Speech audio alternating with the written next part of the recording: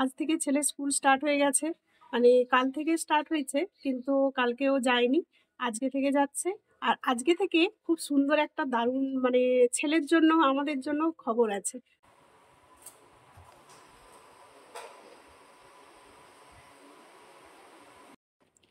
আজকে বাধ্য মেয়েকে তুলে নিয়ে যেতে হবে। আস্তে আস্তে ডাকি, ঘুমোচ্ছে। মানে আজকে একদম বাধ্য, ও ঘুমিয়ে থাকলেও ওকে ডেকে নিয়ে যেতে হবে, কিছুই করার নেই।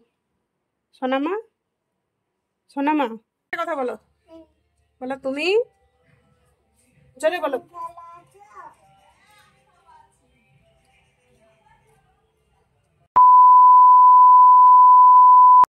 গুড মর্নিং বন্ধুরা, আমার আরও একটি নতুন ভিডিওতে তোমাদের ওয়েলকাম জানিয়ে দিনটি শুরু করলাম। তোমরা যে যেখান থেকে ভিডিওটি দেখছো, আশা করি সবাই ভালো আছো, আমরাও বেশ ভালো আছি। আজ থেকে ছেলে স্কুল স্টার্ট হয়ে গেছে।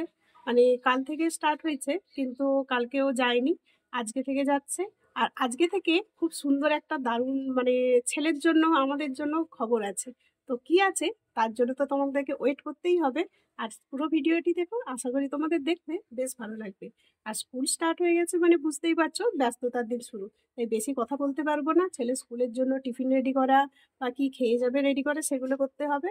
আগে একটু নিজে হালকা করে একটু গরম জল খেয়ে নিই, আর যদি পারি একটু চা খাচ্ছি। আর চলো তাহলে সারাটা দিন কি করি না করি পুরোটাই শেয়ার করছি। আর আজকে কিন্তু দারুণ দারুণ একটা খবর আছে, তার জন্য কিন্তু পুরো ভিডিওটা স্কিপ না করে দেখতে হবে। চলো তাহলে দিনটি শুরু করা যাক। ছেলের টিফিন রেডি করা হয়ে গেছে। যেহেতু গরম আছে, তাই একটু ঠান্ডা হতে দেব, তারপরে কিন্তু টিফিন বক্সে ভরে নেব। তাই একটু এখানে রেখে দিলাম, আর ফ্যানটা চালিয়ে ঠান্ডা করে নেব।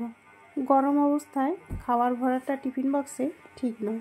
ফ্যান চালিয়ে হালকা একটু ঠান্ডা করার পরেই কিন্তু টিফিন বক্সে ভরবো। একেবারে কিন্তু বোতলে জলটাও ভরে ওখানে রেখে দিলাম, যাতে টিফিন বক্স আর জলটা দিতে সুবিধে হয়। ছেলে স্নান টান করে রেডি হচ্ছে, আর আমিও কিন্তু ওর ভাতটা নিয়ে চলে এসেছি। ফ্যানের তলাতে একটু দিয়ে দিলে কি হয়, ঠান্ডা হয়ে যায়। আর আজকে তাড়াতাড়ির জন্য শাক ভাজা আর পেঁপে আলু দিয়ে ডিমের ঝোল করে দিয়েছি।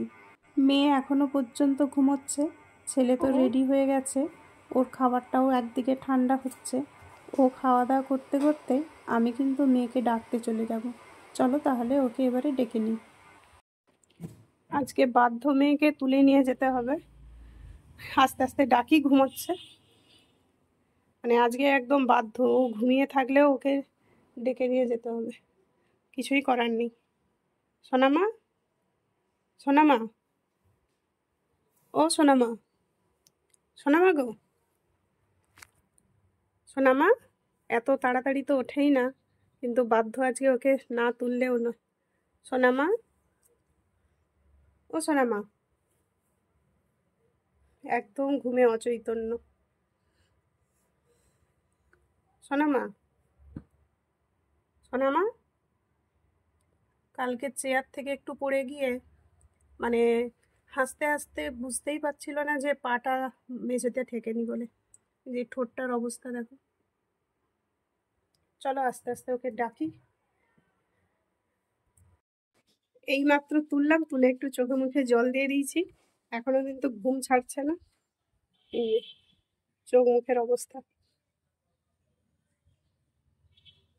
আর একে তো বাড়িতে কারো কাছে যে রেখে যাবো সেরকম নেই, বাধ্য নিয়ে যেতে হবে। তো প্রথম দিনটা একটু ছেলের সঙ্গে গেলে সবকিছু অ্যাডজাস্ট হয়ে গেলে তারপরে ঠিক হয়ে যাবে। তো চলো আস্তে আস্তে রেডি হই, কারণ আজকে বেশি একদমই কথা বলার সময় নেই। চলো আস্তে আস্তে রেডি হয়ে তারপরে তোমাদের সঙ্গে দেখা হচ্ছে। রেডি হবে তো? তাহলে হাই করে তো, হাঁপি করে হবে। চলো তাহলে। ছেলেকে খাবার দিতে ছেলে একদিকে খাওয়া দাওয়া করে রেডি হয়ে যাচ্ছে, আর আমি আর মেয়েও কিন্তু সমানতালে দ্রুতগতিতে রেডি হয়ে যাচ্ছি। মেয়েকে কিছুটা রেডি করিয়েছি বলতে, ওকে একটু জামাটা চেঞ্জ করিয়ে দিয়েছি, এরপরে ও চেয়ারে বসে আছে। আর আমিও ততক্ষণে একটু চুল টুল বেঁধে রেডি হয়ে গেছি, আবার ওকে নিয়ে চলে এসেছি। দেখো, ব্যস্ততার জন্য এইভাবে বেসিনে বসিয়ে চুলটা আঁচড়ে দিয়েছি। মোটামুটি আমি রেডি হয়ে গেছি, আগে তাড়াতাড়ি ছেলেকে গাড়িতে তুলি, তারপরে তোমাদের সঙ্গে ফ্রিভাবে কথা বলছি। চলো তাহলে, আজকে আর এখন যেমন আমার এক বিন্দু সময় নেই, মানে বলতে না মরার মতন সময় নেই। চলো তাহলে আস্তে আস্তে। ছেলেকে মোটামুটি তুলে দিলাম, এবার বাপের বাড়িতে ঢুকি, মেয়ে কি করছে দেখি। ছেলে গাড়িতে উঠে যেতে একটু নিশ্চিন্ত হলাম, আর মেয়েকে যেহেতু একদম ঘুম থেকে তুলে নিয়ে চলে এসেছিলাম, তাই মাকে বললাম ওকে একটু কিছু বিস্কুট খাইয়ে দিতে। আর একটু রাস্তায় আসার সময় চুনো মাছ পেয়েছিলাম, অনেকটাই নিয়ে নিয়েছিলাম, তাই মা দেখো এসে কিন্তু বাছা শুরু করে দিয়েছে। চলো মায়ের সঙ্গে একটু হাত লাগিয়ে তাড়াতাড়ি করে ফেলি। মায়ের সঙ্গে বসে মোটামুটি এই যে চুনো মাছগুলো বাছা কমপ্লিট হয়ে গেছে। এবারে মা চলে গেছে মাছগুলো ধোয়াধুয়ির জন্য, বলছে আমি ধুয়ে এনে দিচ্ছি। একটু বাবাকে খেতে দিতে বললো, কি খাবার বানিয়েছে দেখি, বললো সবাই একসঙ্গে খাওয়া দাওয়া হবে। মানে মা তো জানতোই আজকে আমি যেহেতু ছেলেকে স্কুলে তুলতে আসবো বলে। তো চলো মোটামুটি মা কি টিফিন বানিয়ে রেখেছে, সেটা দেখি, আর বাবাকেও একটু খেতে দিই। ওই যে ছোলা আলু সেদ্ধ, আবার একটু কাঁচা বাদামও আছে,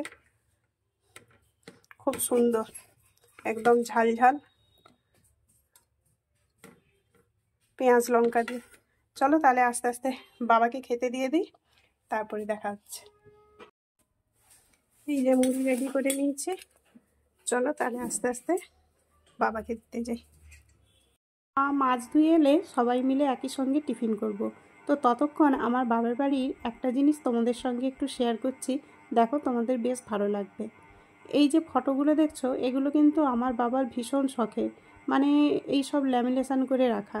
আমাদের কত ছোটোবেলার ফটোগুলো দেখো বাবা কিন্তু এই রকমভাবে বাঁধিয়ে রেখেছে। আর এগুলো কিন্তু আমার বাপের বাড়ি একদম বারান্দায় রাখা থাকে, মানে যে কেউ এলেই কিন্তু এই ফটোগুলো দেখলে খুব মানে আনন্দ পায়।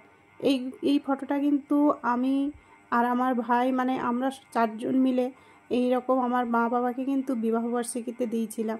আর ওরাও কিন্তু মানে মা বাবারাও কিন্তু খুব খুশি হয়েছিল যে এই রকমভাবে ছেলে মেয়েগুলো কত বড় হয়ে গেছে যে এই রকমভাবে গিফট করেছে।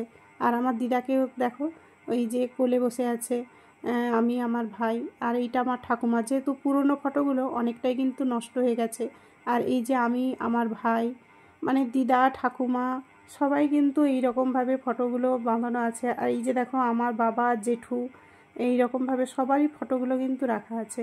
আর এই যে ভদ্রমহিলা, এই হচ্ছে আমার ছোটোবেলার ফটো। মানে এখনকার ফটো আর মানে ছোটোবেলার ফটো সত্যি আকাশ পাতাল পার্থক্য। তো চলো এই জিনিসটা তোমাদের সঙ্গে শেয়ার করলাম, কেমন লাগলো অবশ্যই জানিও। আর আমার বাবার কিন্তু ভীষণ শখের এই রকম ফটোগুলো বাঁধিয়ে রাখা। প্রথমে মনে করতাম কি যে শুধু ফটো বাঁধিয়ে রাখে, তো এখন কিন্তু এগুলো দেখে সত্যিই ভালো লাগে। চলো আস্তে আস্তে মোটামুটি এবারে মা এসে গেছে, খাওয়া দাওয়া করে নিই। খাওয়া দাওয়া করে কিন্তু আবার বাড়ি ফিরে যাব, কারণ এখন অনেক কাজকর্ম ফেলে এসেছি আজকে, যেহেতু অনেক ব্যস্ততা হাতে নিয়ে এসেছিলাম। তাহলে এবারে খাওয়া দাওয়াটা সেরে ফেলি। এই মাত্র বাড়ি ফিরলাম, একটু ফ্যানের তলায় বসি, তারপরে বলছি কি হয়েছে।